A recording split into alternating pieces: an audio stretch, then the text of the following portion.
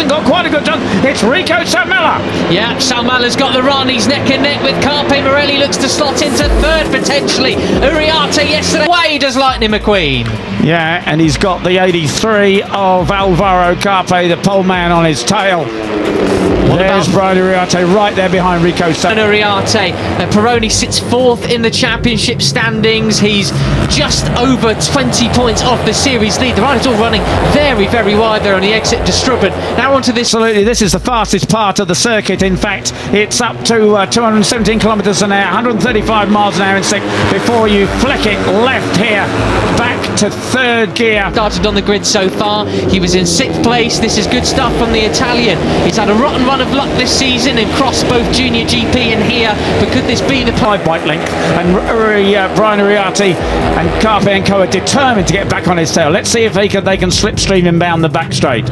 One rider who was really... We had a couple of bike lengths lead from Moodley, but no one got that 4 or 5 bike length. And Brian Uriarte and Carpe and Co are determined to get back on his tail. Let's see if they can slipstream him down the back straight. Up all the way to the line, but he's bogged down a little bit behind Dodo Boggio here for the moment in 8th place. He said he missed the gear on that final lap yesterday. That really spoiled a bit of skill and a bit of luck, he admitted. Right, you're on looking back now at the 51 of Brian Uriarte.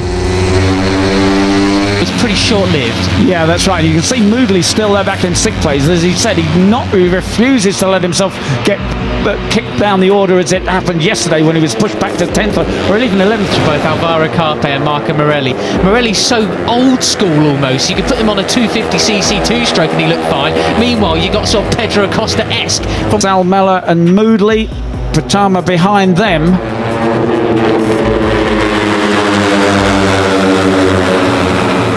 And he's still got Carpe right on his tail, but the pace is strong, and at the moment it's a sort of a top 6 Moodley and the end of that. And Uriarte said he was very comfortable at that pace. He thought he could run quicker if he had passed Alvaro Carpe, who was the major leader yesterday, but he said he didn't really want to show them. Oh, and somebody's off in the dirt.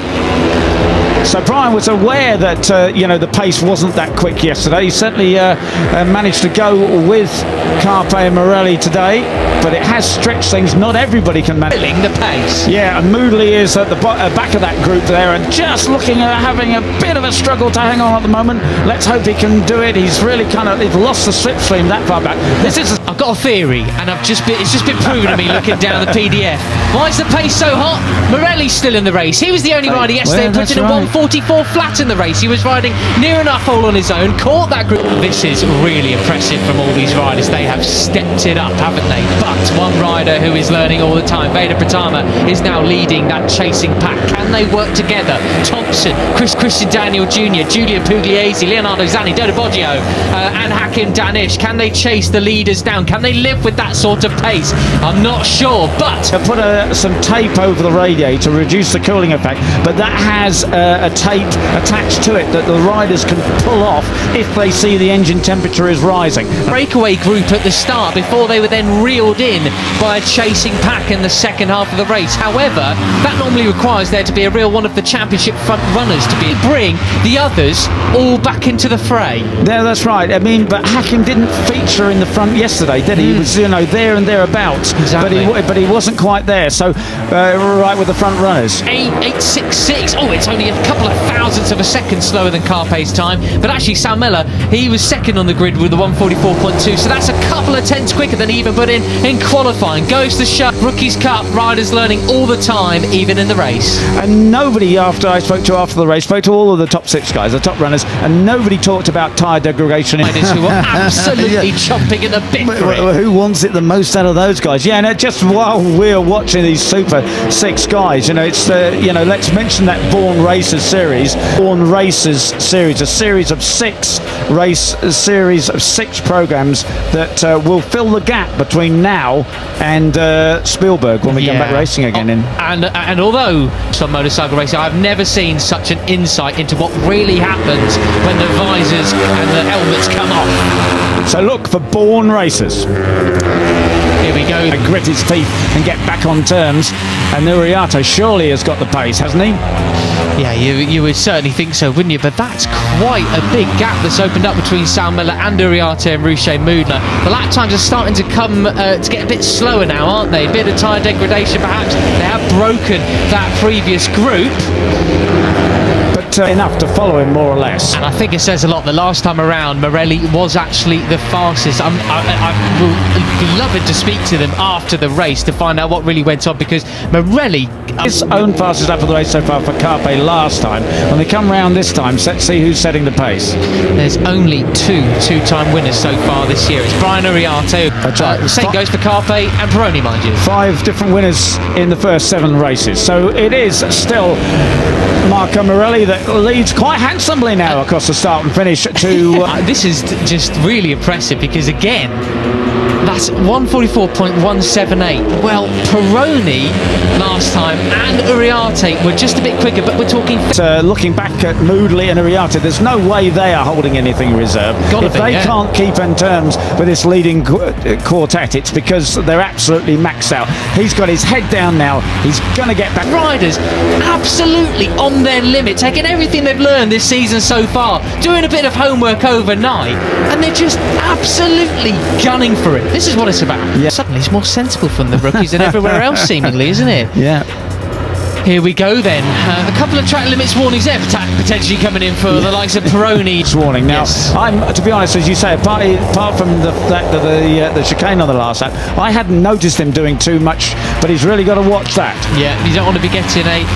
Well, it's, you know, it is so different to what happened yesterday that he obviously knows something that they don't know. They can chase him, but they haven't. Target ke depan semoga saya bisa podium perdana di Belanda minggu ini.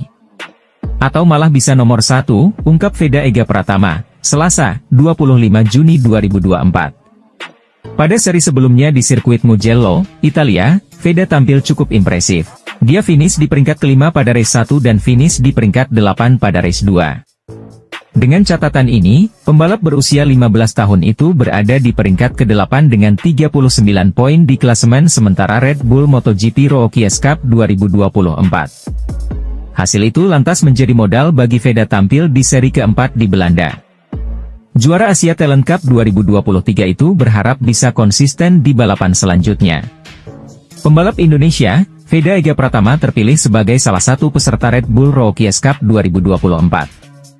Ia promosi bersama wakil Asia lainnya, Jakre Ebhat Puetisan. Dorna tergerak memberikan akses langsung ke kancah kompetisi Eropa kepada pembalap muda binaan Astra Honda Racing Team itu berkat grafik prestasi yang meningkat. Dalam debutnya, di Idemitsu Asia Talent Cup, Veda berhasil mengumpulkan 3 kemenangan meski dibayangi cedera. Ia pun finish di peringkat ketiga klasemen.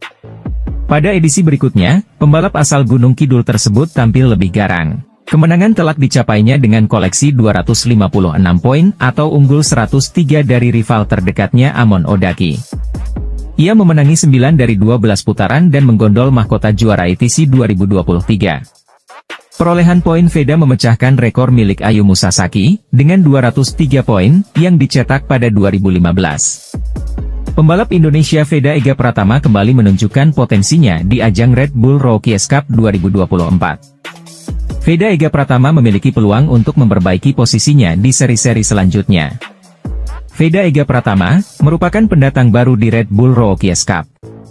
Kemampuannya untuk beradaptasi dengan cepat dan bersaing dengan pembalap-pembalap terbaik Unia menunjukkan potensi besar yang dimilikinya. Seri Asen menjadi peluang bagi Veda Ega untuk kembali menunjukkan performa terbaiknya dan meraih podium. Veda memiliki kemampuan dan tekad yang kuat untuk bersaing di papan atas. Meski peluang Veda untuk meraih podium di Asen terbilang cukup berat, bukan berarti hal itu tidak mungkin. Apalagi jika melihat performa Veda di seri-seri sebelumnya. Pembalap muda Indonesia Veda Ega Pratama menilai dirinya kurang beruntung pada seri ketiga Red Bull Rookies Cup 2024 race 1 di sirkuit Mugello, Italia, Sabtu.